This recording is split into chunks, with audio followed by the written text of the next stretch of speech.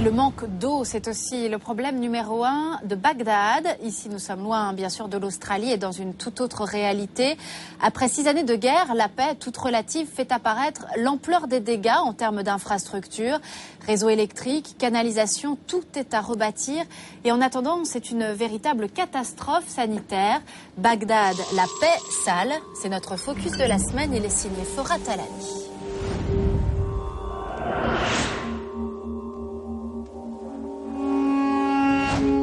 Comment sait-on qu'une ville n'est plus en guerre?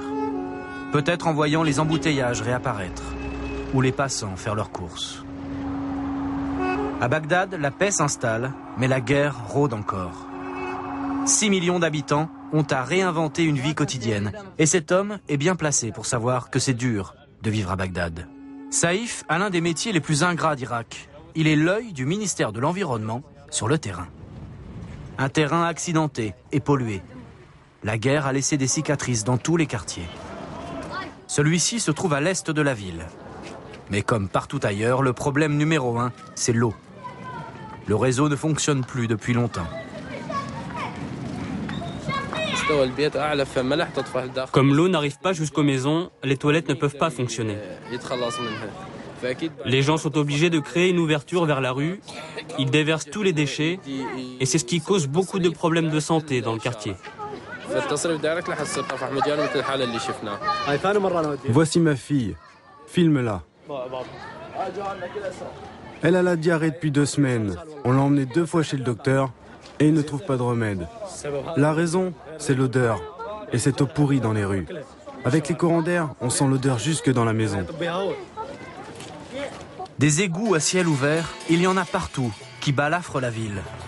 Depuis l'assaut américain, ils font partie du paysage. Dans cette partie est de Bagdad, il reste bien une canalisation. Mais elle s'arrête ici.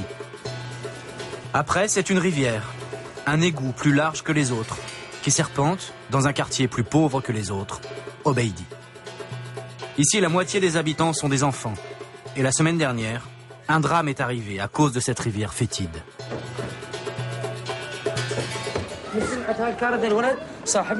Le fils de mon voisin, l'autre jour, il est tombé dans le ruisseau et il est mort peu de temps après. Dans ce ruisseau, juste là, cet égout nous empêche de vivre. C'est un véritable enfer pour nous. Accident, rumeur, en tout cas un barbelé vient d'être posé comme garde-fou. Initiative des habitants. Le quartier est livré à lui-même. Pour les ordures, c'est au milieu de la place. Pas besoin d'être médecin pour voir le danger d'épidémie avec l'été qui approche et les grandes chaleurs. Les boueurs passent 1 fois par semaine. Ils ramassent quelques pelletés, sans conviction et sans protection. Oui, on a peur des maladies. Mais qui peut nous aider? Le gouvernement? Déjà qu'on reçoit notre salaire avec 2 mois de retard. Alors se protéger, c'est pas notre priorité. Avec un tel fatalisme dans les esprits, plus personne ne s'étonne de voir les moutons brouter du plastique. Avant la guerre, ce quartier n'était pas riche. Mais aujourd'hui, c'est un bidonville. Mars 2003, les bombes américaines pleuvent sur Bagdad. Elles détruisent les centres nerveux du régime de Saddam Hussein, mais aussi les conduites d'eau, les lignes à haute tension. Sans ces infrastructures, la fière Bagdad se réveille en capitale du tiers-monde. Depuis 3 années de guerre civile ont ensanglanté les rues. Pour les Bagdadis, une seule obsession, la sécurité. Impossible de se préoccuper d'environnement. Le problème de l'eau attendra. L'eau à Bagdad, c'est d'abord le Tigre, un fleuve puissant, 5 fois le débit de la Seine à Paris. L'eau du Tigre est pompée pour être bue, malgré toutes les pollutions, celles qui se voient et les autres. Vous savez, ils jettent un peu de tout dans le fleuve. On retrouve souvent des cadavres, par exemple. Et puis, il y a une odeur dans le poisson. Le poisson sent mauvais. Il sent le pétrole. C'est infesté de pétrole ici. Le masgouf, le roi des poissons ici, aurait un arrière-goût d'hydrocarbures. Les vendeurs se rassurent comme ils peuvent.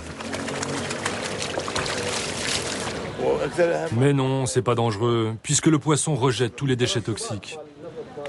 Pas très scientifique. Certains ne se voilent pas la face et parle crûment de pollution. La télévision irakienne, par exemple. Sans surprise, elle s'intéresse notamment à l'eau.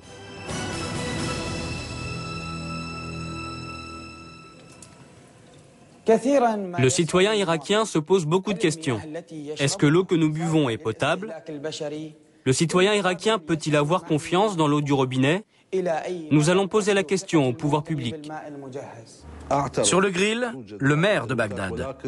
Pour lui, l'eau est propre et limpide à 98%.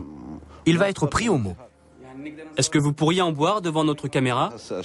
Impossible de se défiler. Vous avez mis du sucre au moins pour faire passer le goût? Dans la vraie vie, le maire, comme tous les privilégiés, boit de l'eau en bouteille. Ceux qui doivent ramener l'eau potable à Bagdad travaillent ici, au ministère de l'Environnement.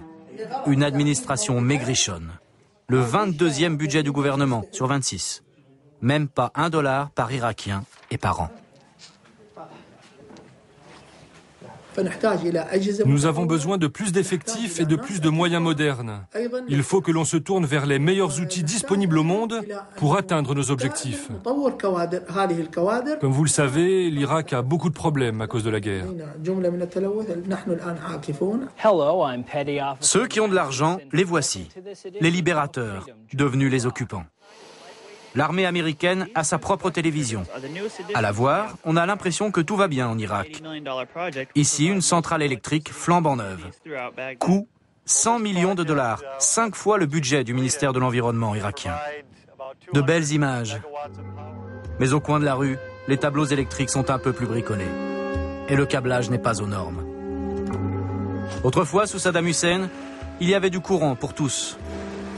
Aujourd'hui, de gros générateurs diesel fournissent à la demande et moyennant finance. Un business de quartier. On sait bien que ça pollue l'environnement, mais le gouvernement ne nous aide pas. On voudrait bien les enlever, mais il faudrait que le courant revienne.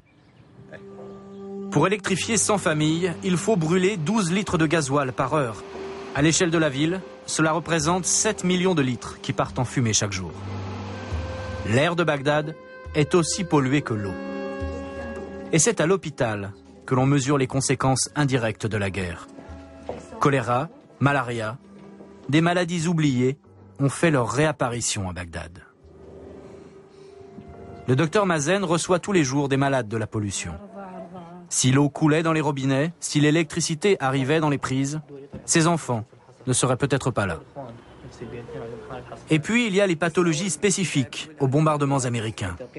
C'était il y a 6 ans, mais cette femme y fait spontanément référence.